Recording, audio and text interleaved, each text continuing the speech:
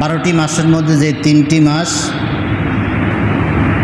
আল্লাহ তাআলা হজের জন্য নির্ধারণ করে রেখেছেন, তার প্রথম মাসটাই হচ্ছে জিলকদ মাস, দ্বিতীয় মাসটা হচ্ছে জিলকদ মাস, প্রথম মাস হচ্ছে শাওয়াল, আর লাস্টের মাস হচ্ছে জিলহজ। যদিও জিলহজের পুরা না, জিলহজের মূলত আমরা কোরবানি করি 10 তারিখ, কিন্তু হজের কাজ সমাধান হয় 12 তারিখ পর্যন্ত বা 13 তারিখ পর্যন্ত।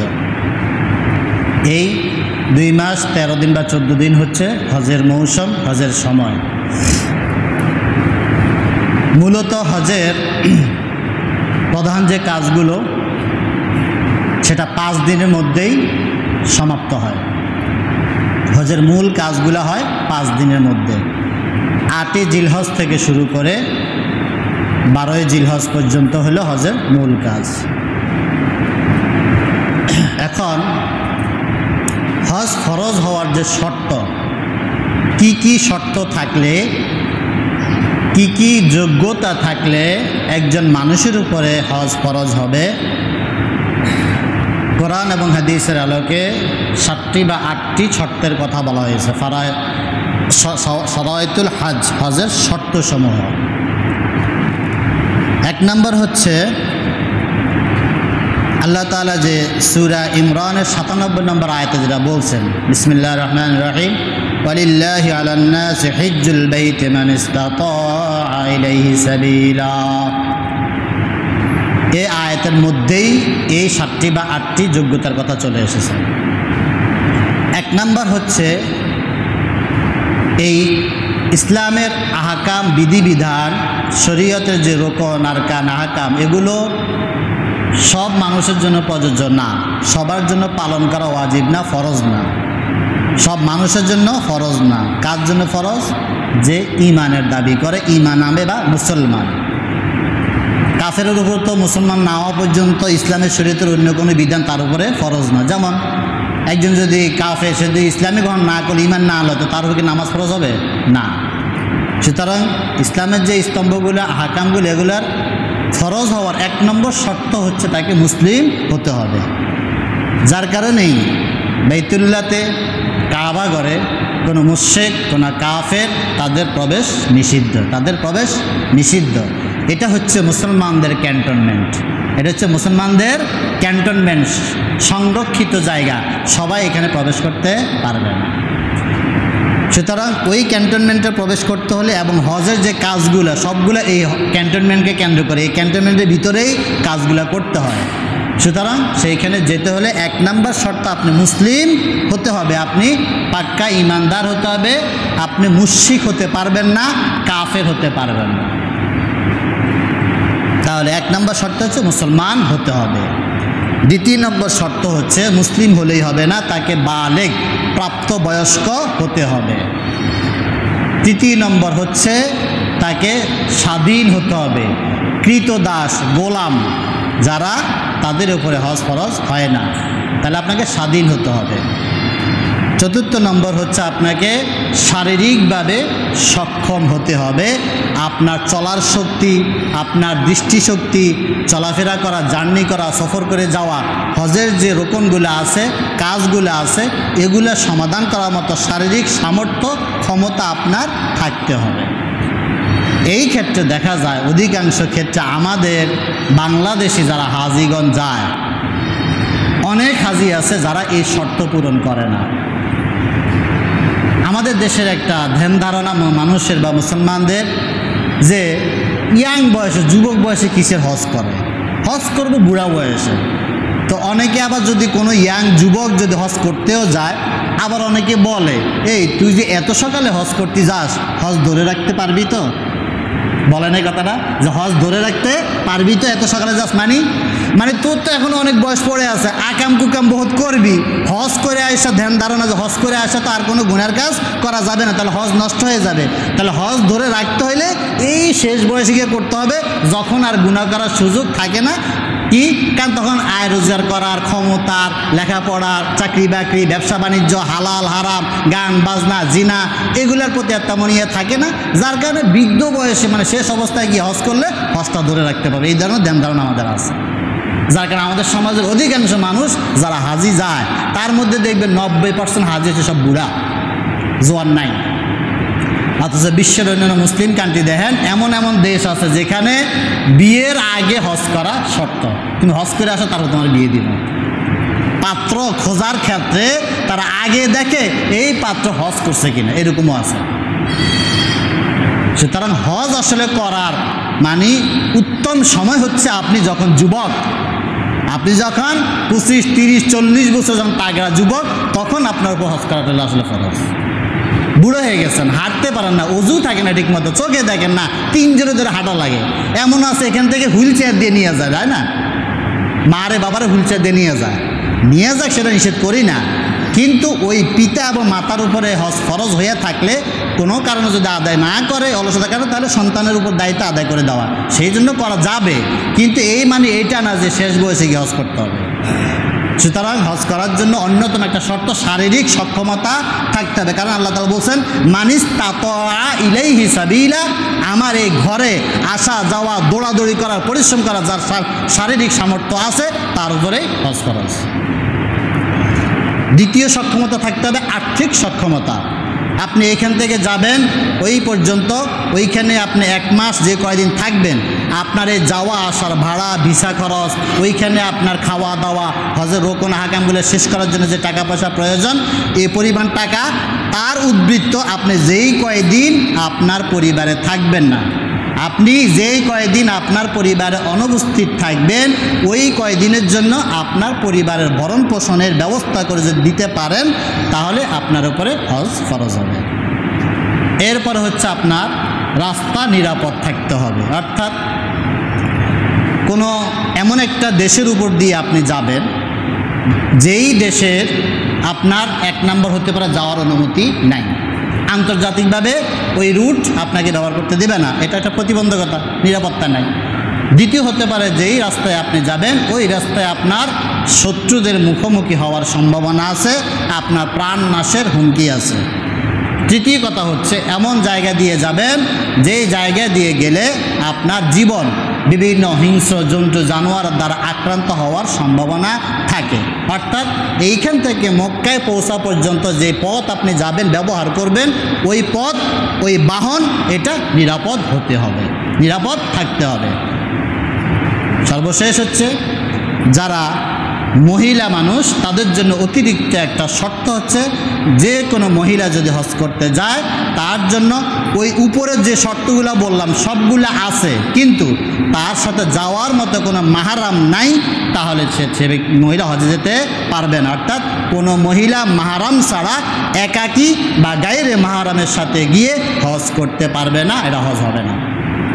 মাহারাম বলতে যাদের সাথে আমার চিরজীবনের জন্য বিবাহ শাদী হারাম, তাদের সাথে 14 জন পুরুষ, এদের ছাড়া আর কারোর সাথে হজে করা যাওয়া যাবে না। এখন ওইখানে 2টা হতে পারে, একটা হতে পারে যে নিজে তার কোনো মাহারাম হজে যাওয়ার মতো নাই, তাহলে তো নাই।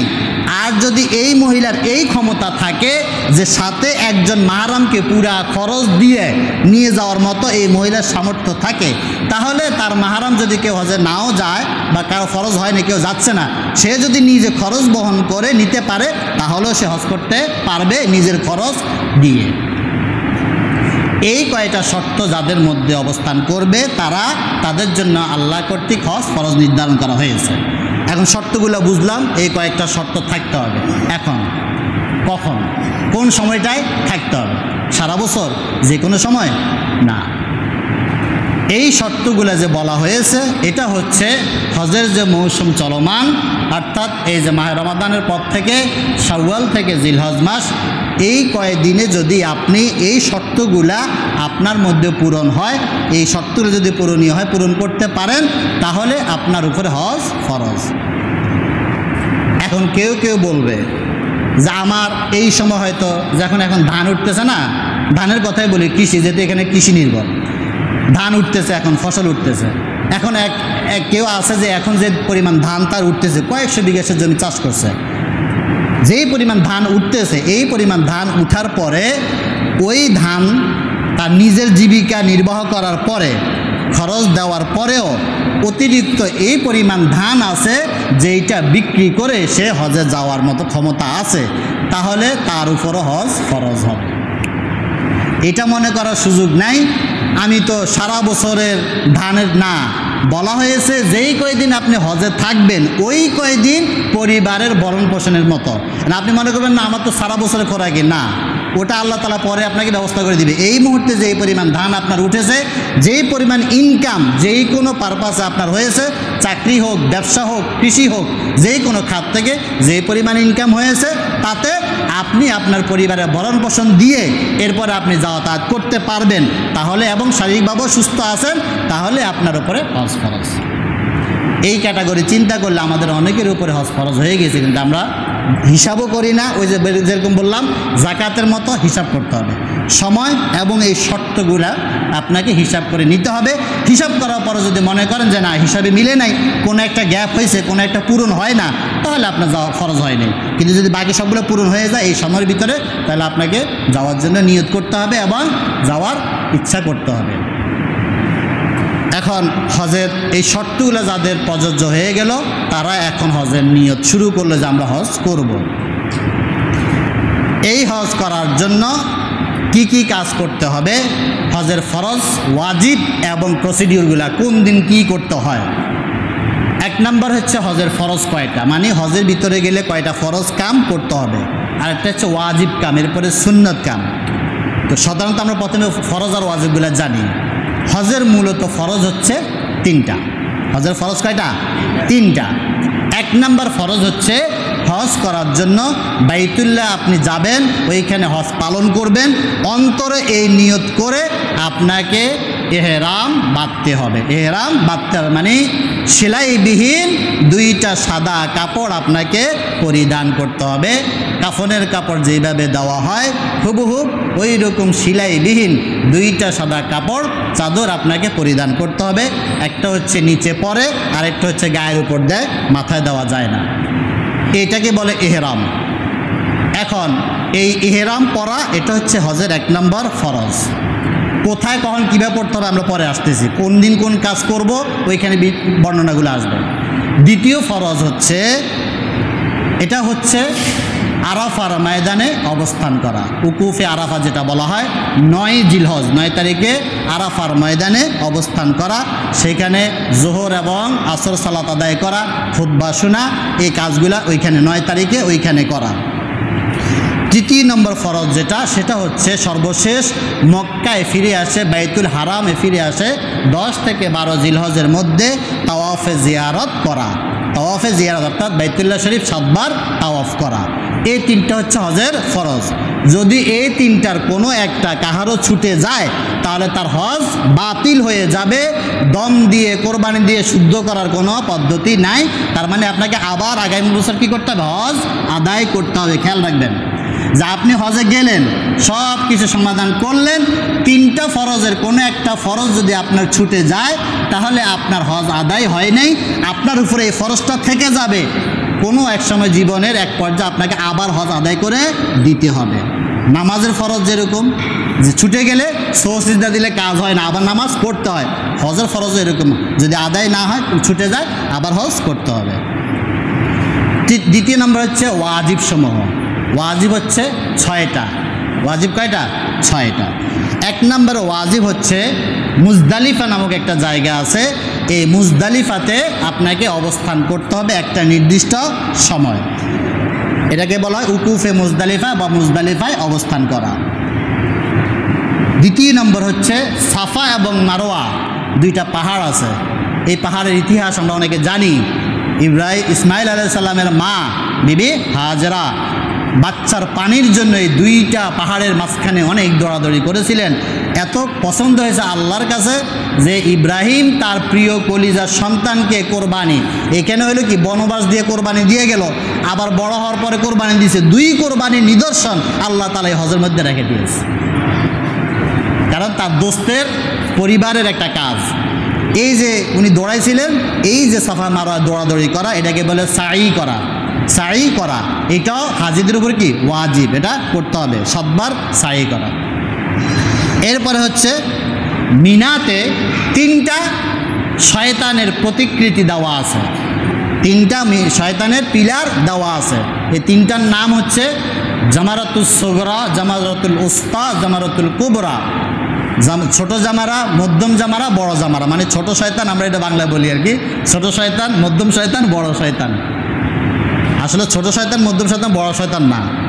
বিষয়টা হচ্ছে এই 3টা জায়গায় এই যে ইব্রাহিম আলাইহিস সালাম ইসমাইল আলাইহিস সালামকে নিয়ে কোরবানি করতে গিয়েছিলেন মিনায়, ওই পাহাড়ে যাওয়ার পথেই এই শয়তান 3 জায়গায় ইব্রাহিম আলাইহিস সালামকে, ইসমাইল আলাইহিস সালামকে ধোঁকা দিয়েছিল আল্লাহর এই নির্দেশ থেকে, নির্দেশিত কাজ থেকে ফিরে আসার জন্য 3বার ধোঁকা দিয়েছিল। 3ও জায়গায় ইব্রাহিম আলাইহিস সালাম পাথর মেরে, আল্লাহু আকবার বলে পাথর মেরে শয়তানকে তাড়িয়ে দিয়েছিলেন। এইটাও স্মৃতিস্বরূপ আল্লাহ তাআলা রেখে দিলেন তাম বিশ্বের মুসলমানের জন্য। যেহেতু আমাদের মুসলিম জাতির পিতা হচ্ছে ইব্রাহিম আলাইহিস সালাম, এই বাবার এই কাজটাকে স্মরণ রেখে, এবং ইব্রাহিম আলাইহিস সালাম যেরকম সন্তানকে, নিজের সবচেয়ে প্রিয়, প্রাণের প্রিয় পুত্র সন্তানকে, যাকে 100 বছর পরে পেলেন, সেই প্রিয় সন্তানকে একমাত্র আল্লাহর হুকুমের সামনে জবাই করতে গেছেন। এত বড় ত্যাগ, এত বড় কোরবানি যিনি করতে গেলেন, করার সময় শয়তান ধোঁকা দিয়েছিল। ইব্রাহিম সেখান থেকে না ফিরে শয়তানকে সেখান থেকে তাড়িয়ে দিয়ে আল্লাহর বিধানকে কায়েম করেছে, আল্লাহর হুকুমকে পালন করেছে। এইটাকে তাম বিশ্বের মানুষকে জানিয়ে দেওয়ার জন্য যে তোমার জীবনেও প্রতিটা ক্ষেত্রে, প্রতিটা কদমে শয়তান এরকম তোমাকে ডানে বামে সামনে পিছন থেকে ধোঁকা দিবে।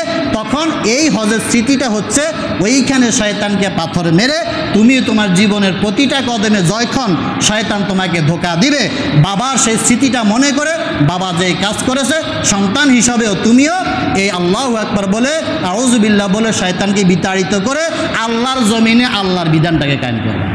এটা হচ্ছে এটা শিক্ষা। তাহলে এটা হচ্ছে পাথর নিক্ষেপ করা মিনাতে 3টা স্তম্ভকে। এরপরে হচ্ছে আপনার কোরবানি করা, 10 জিলহজ এসে কোরবানি করা। কোরবানি করার পরে মাথা মুন্ডন করে এহরাম খুলে হালাল হয়ে যাওয়া। সর্বশেষ ওয়াজিব হচ্ছে বিদায় তাওয়াফ করা, অর্থাৎ যারা মক্কা মদিনার বাহির থেকে যায়, মিকাতের বাহির থেকে যারা প্রবেশ করে, তাদের জন্য বিদায় তাওয়াফ করাটা ওয়াজিব। কিন্তু মক্কায় যারা আছে তাদের জন্য এটা ওয়াজিব না, কারণ তারা যে কোনো সময় আবার তাওয়াফ করতে পারে। কিন্তু বাহির থেকে যারা যায় তাদের আর সুযোগ হবে না, ওই জন্য বিদায় তাওয়াফ করা এটাও ওয়াজিব। এই 6টা হচ্ছে ওয়াজিব হজের। তাহলে কি কি বললাম? ফরজ হচ্ছে 3টা, একটা হচ্ছে এহরাম, দ্বিতীয় হচ্ছে আরাফার ময়দানে অবস্থান, তৃতীয় হচ্ছে তাওয়াফে জিয়ারা। এই হলো 3টা। আর ওয়াজিব হলো 6টা। 1 নম্বর মুজদালিফায় অবস্থান করা, তারপরে সাফা মারওয়া সাই করা, কঙ্কর নিক্ষেপ করা, কোরবানি করা, মাথার চুল মুন্ডানো বা ছোটো করা, বিদায়ী তাওয়াফ করা। এই হলো 6টা ওয়াজিব। এরপরে সুন্নত আছে প্রায় 10-15টার মতো, সেখানে আর আমরা না যাই। এখন যাব কিভাবে, কোন দিন কি কাজটা করতে হয়। তার আগে আমি একটা প্রশ্ন করি, আমরা যারা এখানে আছি, হজ বা উমরা করছেন এরকম কেউ আছেন? হজ বা উমরা করছেন কেউ আছেন? হাজী সাহেব নাই? আচ্ছা, এই বছর বা আগামী বছর, বিশেষ করে এই বছর হজ করবেন এরকম কেউ আছেন? নিয়ত করছেন? নাই, খুবই আফসোস। আচ্ছা, উমরা করবেন নিয়ত করছেন, আছেন? তাও নাই। যাই হোক, এখন আমরা হজ মূল কাজগুলা, এই যে 3টা ফরজ, 6টা ওয়াজিব, 9টা কাজ কোন দিন কিভাবে করা হয় এই জিনিসটা আমরা শিখব। 1 নম্বরে আমি যেটা বললাম, হজ শুরু হয় মূলত 8ই জিলহজ থেকে।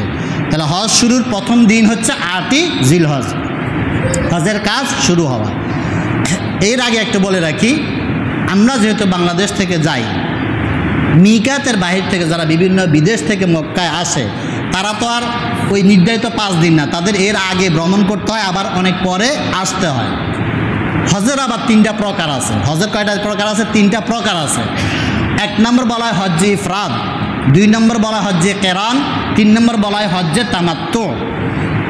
ইফরাদ হজ মানে হলো শুধুমাত্র হজের নিয়তে এহরাম বেঁধে শুধু হজ করা, শুধু হজ করা, সাথে কোনো উমরা করা না। এটা হচ্ছে হজ্জে ইফরাদ, মানে শুধু হজ করা। এটা সাধারণত মক্কায় যারা থাকে, মদিনায় তারা করে।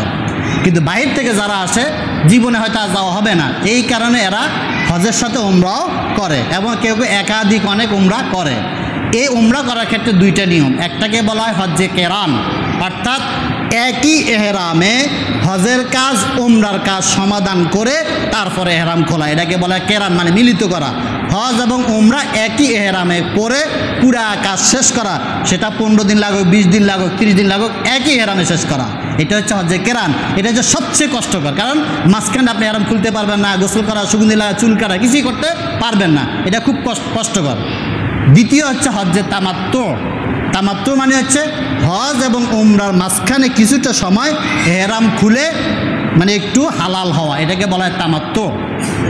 সাধারণত বিদেশ থেকে যারা যায়, বা আমরা যদি বলি আমাদের বাংলাদেশ থেকে যারা যান, তারা অধিকাংশই হজ্জে তামাত্তুটাই করে। যার কারণে আমি হজ্জে তামাত্তুর নিয়মটা বলবো, কারণ আমাদের সমাজ থেকে যারা যায় এই দেশ থেকে তারা হজ্জে তামাত্তুটাই উচিত করে।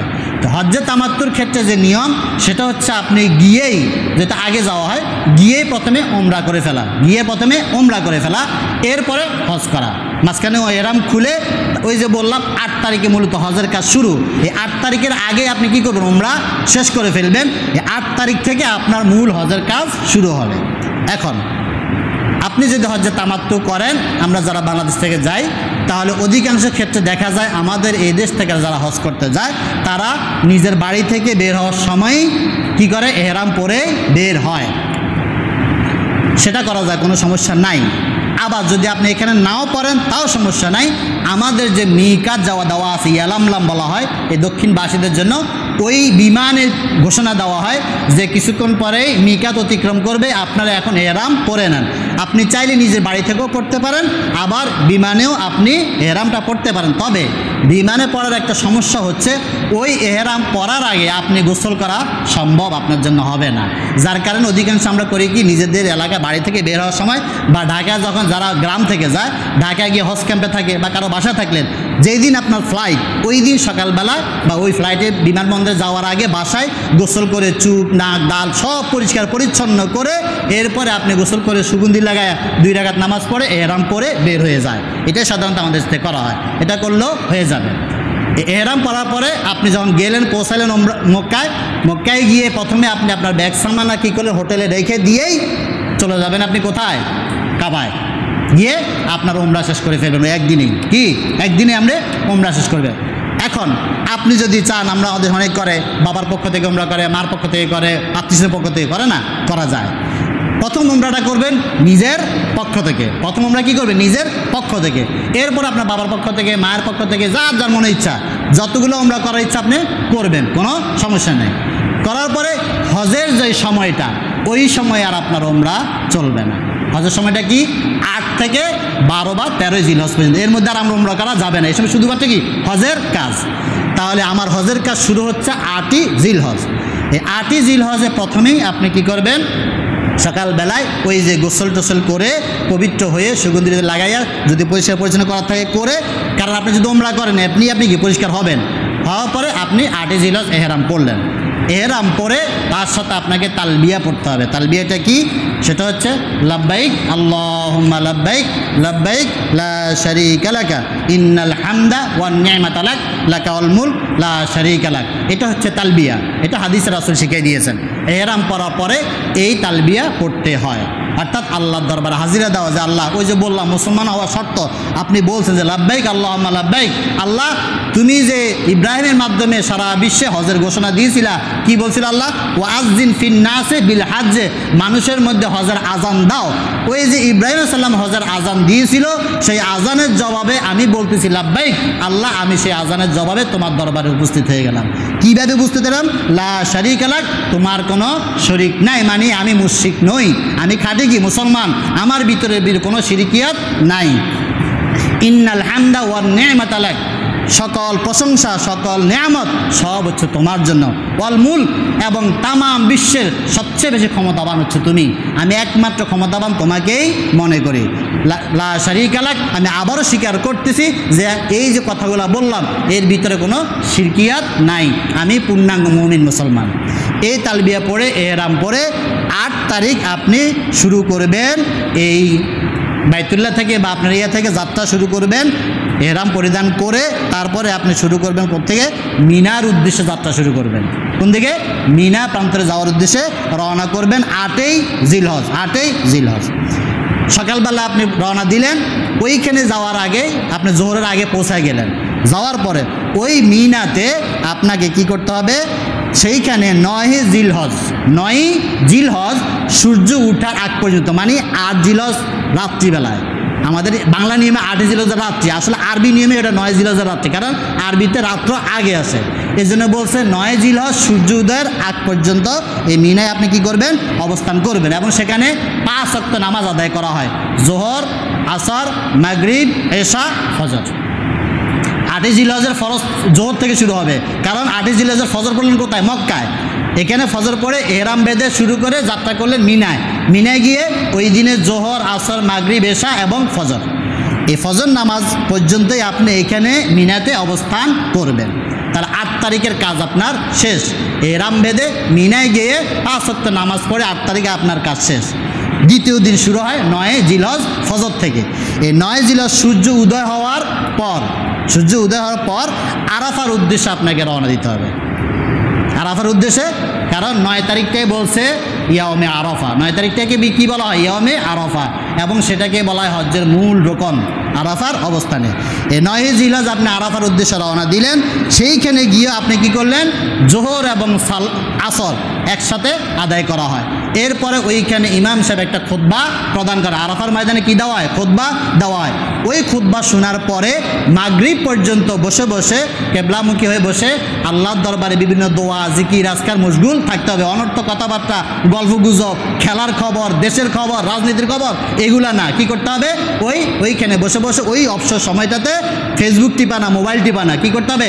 আল্লাহ তাআলা জিকিরে মশগুল থাকতে হবে। বিভিন্ন রকম দোয়া করবেন, জিকির করবেন, তেলাওয়াত করবেন, যা আপনার পারা যায়। অর্থাৎ আল্লাহ দ্বীনের কাজেই থাকতে হবে। অযথা চিন্তা ভাবনা করা যাবে না, গল্প করা যাবে না, অন্য দুনিয়াবি কোনো চিন্তা ভাবনা করা যাবে না। কারণ এহরাম বাঁধার পর থেকে আপনাকে মনে রাখতে হবে, এহরাম পরছি মানে আমি কি পরছি? কাফনের কাপড় পরেছি, মানে আমি মৃত, মানে আমি কি মৃত। দুনিয়ার সাথে আমার কোনো সম্পর্ক এখন আর নাই। সুতরাং এই 9 জিলহজ কী করতে হবে? আরাফার ময়দানে অবস্থান করতে হবে। করার পরে এই 9 তারিখে সূর্য মাগরিবে যেটা আছে, এই মাগরিবের আগ পর্যন্ত আপনি কি করলেন? জিকির আজকার মধ্যে থাকলেন। মাগরিবের সূর্যোদয়ের পর থেকে শুরু হলো আপনার তৃতীয় দিন। এই সময় চলে যেতে হবে আপনাকে, সূর্য যখন অস্ত চলে যাবে, অস্ত হয়ে যাবে, এরপর আপনাকে আবার ব্যাক করতে হবে মুজদালিফায়। কোন দিকে? মুজদালিফার উদ্দেশ্যে রওনা দিতে হবে। এবং ওই আরাফার ময়দানে আপনি মাগরিব নামাজ পড়তে পারবেন না, পথেও পড়তে পারবেন না। আরাফার ময়দানেও মাগরিব পড়তে পারবেন না, ওই পথেও পড়তে পারবেন না। যত দেরি হোক কোনো সমস্যা নাই, এটাই নিয়ম, এটাই বিধান যে আরাফা থেকে আপনাকে মুজদালিফা আয়েশা পৌঁছতে হবে। পৌঁছার পরে ওই ততক্ষণে এশার নামাজেরও সময় হয়ে যায়। ওই জন্য মাগরিব এবং এশা 1 আজান 2 একামতে এই মুজদালিফায় আয়েশায় মাগরিব এবং এশার নামাজটা আদায় করতে হয়। আরাফার ময়দানে মাগরিবের নামাজ আদায় করা যাবে না, সেখান থেকে সূর্যাস্তের পরে রওনা দিয়ে দিতে হবে। মুজদালিফায় এসে আপনাকে কি করতে হবে? মাগরিব এবং এশা একসাথে আদায় করতে হবে। এবং এটা হচ্ছে এই 9 তারিখ দিবাগত রাত, 9 তারিখ দিবাগত রাত্রে। মুজদালিফা আসার পরে এইখানে আপনি ফজর পর্যন্ত রাত্রি যাপন করবেন। মাগরিব আর এশা তো একসাথে পড়ে ফেললেন, পড়ার পরে আবার ওইরকম জিকির আজকার দোয়া কালামের থাকবেন, থাইকা এই রাত্রিতে মুজদালিফায় অবস্থান করবেন। এবং এরপরে ফজর সালাতটাও এখানে আদায় করবেন। হওয়ার পরে সূর্য পুরা উঠার আগেই আবার মুজদালিফায় থেকে আপনাকে মিনার উদ্দেশ্যে যাত্রা করতে হবে। এখন এই সকালটা কয় তারিখ? 10 তারিখ। এই সকালটা কয় তারিখ? 10 তারিখ, মানে কোরবানির ঈদের দিন, ঈদুল আজহার দিন। এই দিন 10 তারিখে ফজর নামাজ ওইখানে পড়েই আপনি রওনা দিলেন কোথায়? সূর্য উঠার আগেই মিনার উদ্দেশ্যে রওনা দিতে হবে। রওনা দিলেন 10ই জিলহজ। এই 10-এর তৃতীয় দিন হচ্ছে এই 10ই জিলহজের কাজ। এই 10ই জিলহজ হচ্ছে আপনাকে মিনায় পৌঁছেই সর্বপ্রথম আপনাকে ওই যে বললাম 3টা স্তম্ভ শয়তানের, এই দিন আপনাকে শুধুমাত্র বড় যেটা আকবার, যেটা জামারায় আকবার, এই জামারায় আকবার আপনাকে 7টা পাথর কঙ্কর মারতে হবে। এবং প্রতিটা কঙ্কর মারার ক্ষেত্রে দোয়া হচ্ছে আল্লাহু আকবার বলে কঙ্করটা মারতে হয়। এবং এই পাথরগুলা এই মিনা থেকে নেওয়া যাবে না, মুজদালিফা থেকে যখন আসে তখন পাথরগুলা সংগ্রহ করে নিয়ে আসে। যেইখানে পাথর মারা হয় ওইখান থেকে পাথর উঠাইয়া মারা যায় না, তাহলে আপনার ওয়াজিব আদায় হবে না। এই কঙ্কর মারাটা কি ওয়াজিব, কঙ্কর মারাটা কি ওয়াজিব। এইখানে যদি আপনি ওইখান থেকে উঠে আদায় করেন হবে না। কেন? এর কারণ হচ্ছে এটা রাসূল সাল্লাল্লাহু আলাইহি হাদিসে বলছেন যে আল্লাহ তাআলার কি নিদর্শন দেখেন, প্রতি বছর হজে লক্ষ লক্ষ মানুষ, এক একজন মানুষ 49টা করে পাথর মারে 3 দিনে। আজকে 7 দিন, পরে আবার আছে 21, মানে 21 দুগুণে 42, আর এখানে আছে 7টা, কয়টা হলো 49টা পাথর মারে। এত পাথর পড়ে কিন্তু কোনো মানুষ বা সরকারিভাবে এই পাথরগুলো সরানোর কোনো সিস্টেম নাই। মানুষ পাথর মাইরা যা জমা হয়, কিছুক্ষণ পরে ঘুরে এসে দেখে পাথর নাই, সব চলে গেছে। আল্লাহ তাআলাই ফেরেশতাদের মাধ্যমে এই পাথরগুলোকে কি করে পরিষ্কার করে নিয়ে যায়। কিন্তু সব পাথর যায় না, কিছু পাথর পড়ে থাকে। রাসূলের হাদিস অনুযায়ী এই যে পাথরগুলো পড়ে থাকে, কাদের পাথর?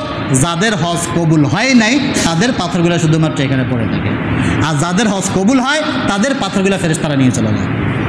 এই জন্য ওইখানে পড়ে থাকা পাথর দিয়ে পাথর নিক্ষেপ করা যায় না। তাহলে 10 জিলহজ আপনি কি করবেন? এই জামারাতে আপনি পাথর নিক্ষেপ করলেন, এখানে পাথর নিক্ষেপ করার পরে এরপরে আপনি কি করবেন? কোরবানি করবেন। তারপরে আপনি কি করবেন? এই মিনায় আপনার কি কোরবানি, 10 জিলহজ ঈদুল আযহা আপনি কোরবানি করবেন। কোরবানি করার পরে আপনার মাথা মুন্ডন করবেন বা চুল খাটো করবেন, দুইটা একটা করলে হয়, হয়তো মুন্ডন করবেন অথবা চুল খাটো করবেন। খাটো করার পরে এর মাধ্যমে আপনি প্রাথমিকভাবে আপনার এই হেরাম থেকে মুক্ত হয়ে যাবেন। এই কোরবানি করার মাধ্যমে আপনার হেরাম থেকে মুক্ত হয়ে যাবেন। কিন্তু এটা করার পরে আপনার আরেকটা ফরজ কাজ কিন্তু বাকি আছে, আরেকটা ফরজ এবং একটা ওয়াজিব কাজও বাকি আছে। ওই ফরজ কাজটা যেহেতু হয়নি, যার কারণে যদিও আপনি এহরাম খুলে ফেলছেন তার মানে আমরা হালাল, এই হালাল মানে সব কাজ করে তা না, স্ত্রীর সাথে মেলামেশা করা যাবে না।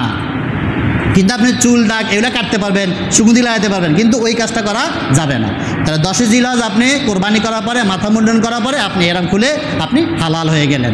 হালাল হয়ে যাওয়ার পরে এই দিন আপনি এই 10 জিলহজ যখন আপনার কোরবানি শেষ, এখানে খুলে তারপরে এইখান থেকে মিনা থেকে আপনাকে আবার চলে আসতে হবে হারাম শরীফে। কোথায়? মক্কায় হারাম শরীফে চলে আসতে হবে। এইখানে এসে আপনি এই তাওয়াফে ইজাফা বা তাওয়াফে জিয়ারা করতে হবে। এটা হচ্ছে কি ফরজ, এটা কি ফরজ।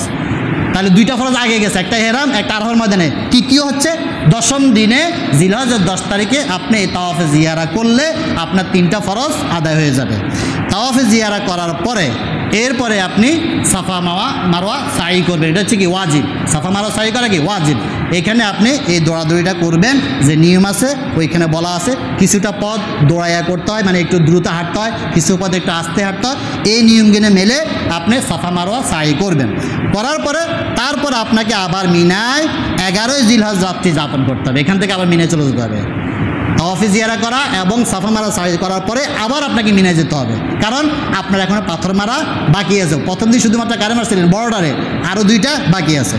11 জিলহজ অর্থাৎ 4র্থ দিন, 11 জিলহজ আপনি মিনাতেই থাকবেন।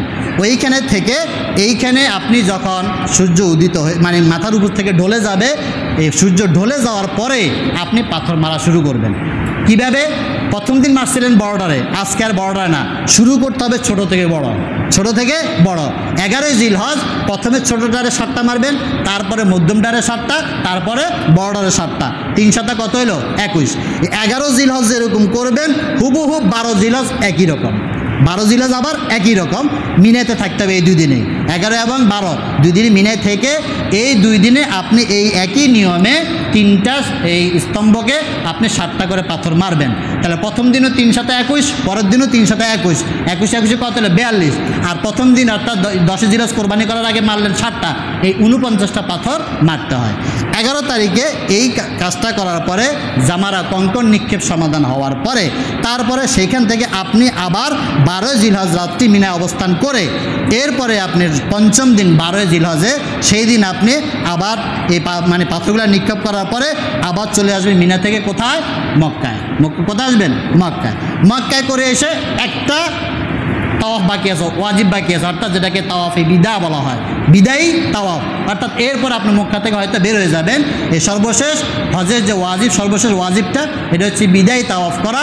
এটা 12 জিলহজ তারিখে আপনি মক্কায় এসে এখান থেকে বিদায় তাওয়াফ করে এরপরে দুইটা পথ হয়। একটা হচ্ছে যারা অনেক আগে যায় তারা আগে মদিনায় গিয়ে ঘুরে আসে, মদিনায় জিয়ারা করে আসে।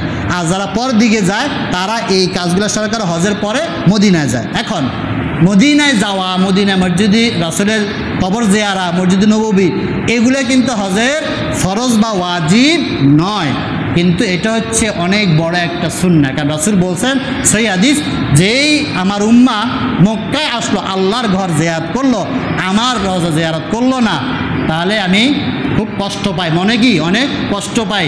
সুতরাং ওইটাকে আবার কেউ কেউ অনেকে বলেছেন যে, এটা আমি দেখছি আর কি, যে অনেকে বলেছেন যে এই মদিনা জিয়ারতটাকে তারা একটা ওয়াজিব হিসেবে যুক্ত করছে, যে 7 নম্বর ওয়াজিব হচ্ছে মদিনা জিয়ারা করা। কিন্তু ফকিদের মতে হচ্ছে এটা ওয়াজিব না, সুন্নাতে মুআক্কাদা, মানে গুরুত্বপূর্ণ সুন্নাহ। যে মক্কায় গেলেন কিন্তু রাসূলের দরবারে গেলেন না, এটা তো হতে পারে না, অপূর্ণাঙ্গ থেকে গেল। সুতরাং মদিনা জিয়ারা করাটাও ফরজ, ওয়াজিব না। আপনি না গেলে আপনার হজটা আদায় হয়ে গেল, কিন্তু রাসূলের সাথে আপনি দেখা করলেন না, রাসূলকে সালাম দিয়ে আসলেন না। সুতরাং এরপরে মদিনায় গিয়ে ওইখানে জিয়ারা সম্পন্ন করে তারপর আপনি চলে আসতে পারেন। এই হচ্ছে হজের সংক্ষিপ্ত কার্যাবলী। বিস্তারিত বিভিন্ন বই পাওয়া যায়। তবে আমি একটু আগে জিজ্ঞেস করছিলাম, এখানে এখন পর্যন্ত একজন হাজি পাইলাম না, আবার এইবার আছে?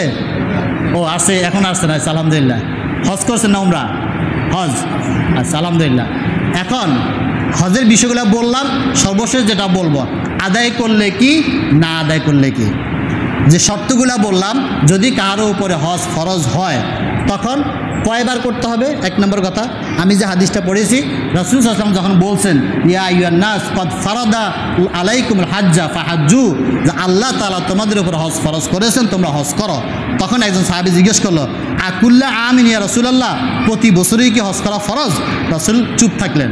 রাসূল কি করলেন? চুপ থাকলেন। ওই সাহাবী 3বার প্রশ্ন করলেন, রাসূল 3বারেই চুপ থাকলেন। চতুর্থবার রাসূল বললেন যে, তুমি যে আমার প্রশ্নটা করেছিলা যে প্রতি বছর হজ ফরজ কিনা, আমি যদি মুখে দিয়ে নাম বলতাম মানে হ্যাঁ, তাহলে তোমাদের উপর প্রতি বছরে হজ করা ফরজ হয়ে যেত। কিন্তু রাসূল আমাদেরকে কি করলেন? বাঁচাই দিলেন আমাদেরকে, যে প্রতি বছর হজ করা ফরজ না, আপনার জীবনে একবার। এই শর্তগুলো যে বললাম, 7টা শর্ত বললাম, এই 7টা শর্ত পূরণ হলে জীবনে আপনার উপরে একবার হজ ফরজ হয়ে যাবে, আদায় আপনাকে করতেই হবে। এরপর বাকি আপনি করলে করতে পারবেন সুন্নাহ হিসাবে। দ্বিতীয় কথা হচ্ছে, হজ যদি আপনি আদায় করেন তাহলে কি হবে? রাসূলের হাদিস, লাইসা লি হাজ্জিল মাবরুরি জাযাউন ইল্লাল জান্নাহ, যে হজ্জে মাবরুর অর্থাৎ যার হজটা কবুল হবে, কবুল হজ যিনি করবে, যার হজ কবুল হবে, তার আর কোনো প্রতিদানের দরকার নাই, তার ফাইনাল ডাইরেক্ট প্রতিদান, সে জান্নাতে চলে যাবে। এরপর আরেকটা হাদিস আছে, যেই ব্যক্তি হজ করলো, তার হজ কবুল হয়ে গেল, তার আগের জীবনের সমস্ত গুনাহ আল্লাহ তাআলা মাফ করে দেন। আর যদি না করেন তাহলে কি হবে? না করলে রাসূলের হাদিস, যেই ব্যক্তির উপর হজ ফরজ হলো কিন্তু সে হজ করলো না, তাহলে সে কি ইহুদি হয়ে মারা গেল না খ্রিস্টান হয়ে নাসারা হয়ে মারা গেল, এই দায়িত্ব আমার কাছে না। তার মানে আপনার উপর যদি হজ ফরজ হয়ে থাকে, তাহলে আপনি হজ যদি আদায় না করেন, তাহলে আপনার মৃত্যুটা হয় ইহুদি হিসেবে হবে, নাহলে নাসারা হিসেবে হবে। খুব কঠিন কথা।